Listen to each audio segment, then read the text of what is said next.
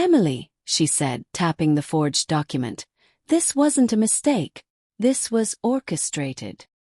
Hearing it from a professional hit me harder than hearing it from my own thoughts. But my siblings didn't back down. Instead, they escalated. Someone slid an anonymous envelope under my door one night. Inside was a note written in all caps. Stop or you'll regret it. No signature. But the handwriting was unmistakably Ryan's. The same sloppy spelling, the same angry slant. My hands trembled as I held the paper.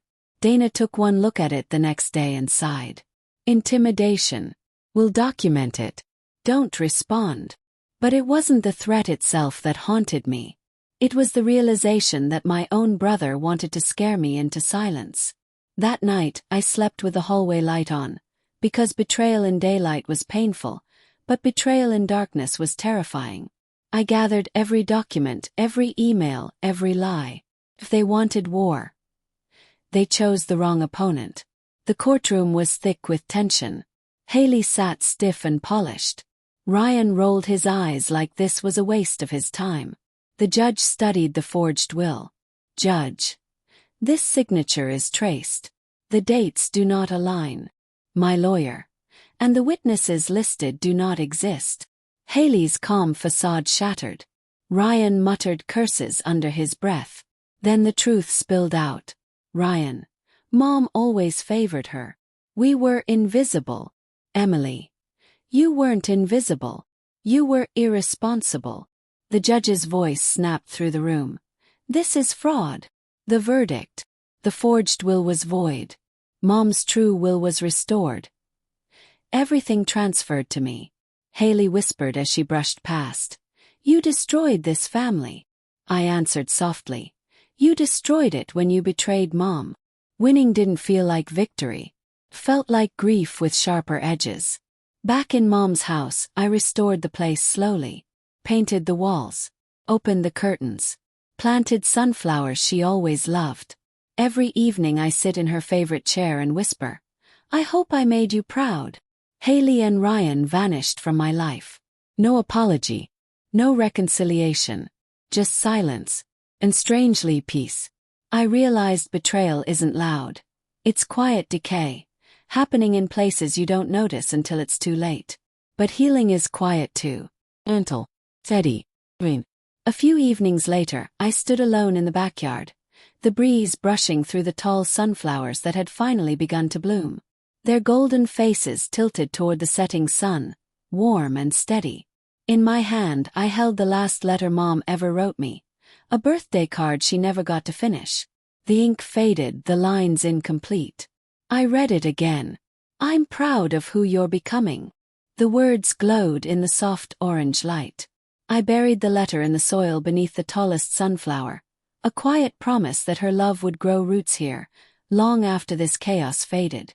For the first time in months I felt whole again. In the end I learned. Blood means nothing without loyalty to back it. What would you have done in my place?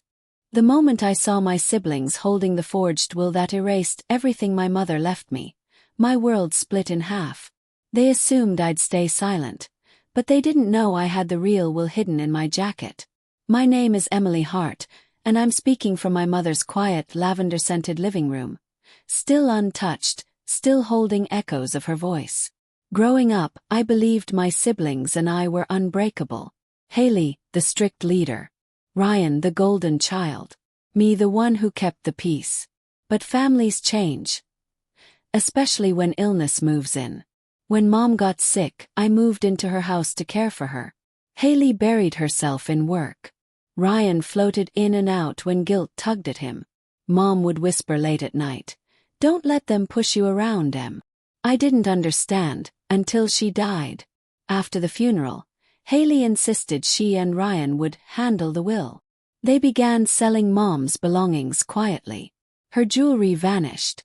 Her car disappeared. And every time I asked a question, I was met with clipped answers or cold silence. One evening, while visiting Mom's grave, I overheard them behind the mausoleum. Haley. She'll fall apart when she realizes she's getting nothing. Ryan. Emotionally, sure. Financially, she'll survive. Haley. Mom always gave Emily too much. My breath stopped. I wasn't supposed to hear that. But I did. And suddenly everything made sense. That night I couldn't sleep. Something inside me whispered.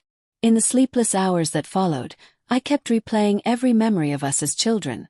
Christmas mornings, scraped knees, whispered secrets past bedtime. I tried to find the exact moment when their love shifted into resentment. But the truth hit me harder. Maybe the resentment had always been there. And I'd just been too loyal to see it. The next morning I drove to Mom's house again. The wooden steps groaned under my feet, like they recognized my grief. Inside, the quiet felt heavier, as if the walls carried the weight of words she never got to say. I found myself walking into Mom's sewing room. The space was tiny, sun-dusted, filled with half-finished quilts and memories stitched into fabric. I touched a square of blue cotton, my old childhood hoodie she cut up for a quilt she never completed. Pinned underneath it was a note in her cursive handwriting. For my Emily. You always warm others. Remember to warm yourself too. My throat tightened. Mom knew me better than anyone. She knew I'd give until I had nothing left. As I stood there, sunlight falling across her unfinished quilt, I realized something painful but necessary. If I didn't fight for her wishes, no one else would. Especially not Haley and Ryan. My mother may have been gone, but her voice was alive in the ink she left behind. That was the morning I decided. I wasn't just fighting for myself. I was fighting for her. They planned this. While cleaning Mom's room the next day, a sealed envelope dropped from behind the dresser.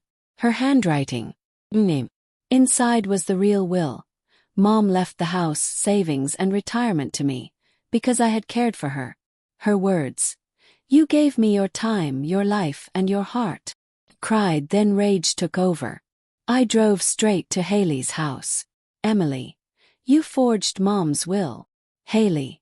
You weren't supposed to find that. Ryan. We fixed her mistake. Fixed. They'd rewritten our mother's dying wish. Emily. She trusted you. Haley. She wasn't thinking clearly at the end. We deserved our share. No remorse. Not fear. Just entitlement. I realized then, they didn't love me, they loved control. After I hired a lawyer, things turned vicious. Ryan posted online that I was stealing from the family. Haley told relatives I was unstable. My cousin stopped answering. My aunt lectured me about family unity. Meanwhile, the truth only grew uglier. Ryan had withdrawn $18,000 from Mom's account. Haley retitled Mom's car to herself days after the funeral. They deleted messages to make it seem like I hadn't helped care for Mom. Then, they tried evicting me from Mom's house with fake paperwork. That's when something hardened inside me. The next week became a blur of meetings and paperwork. My lawyer, a calm woman named Dana, laid everything out on the table. Timelines, signatures, inconsistencies. If you connected with my story, or if it touched your heart even a little, I'd love for you to become part of our storytelling family here on the Reddit Diaries. Please don't forget to like, share, and subscribe, and help us continue growing this community of people who believe in truth, healing, and powerful stories. Your support truly means the world to us. Thank you for listening, and remember, you deserve peace too.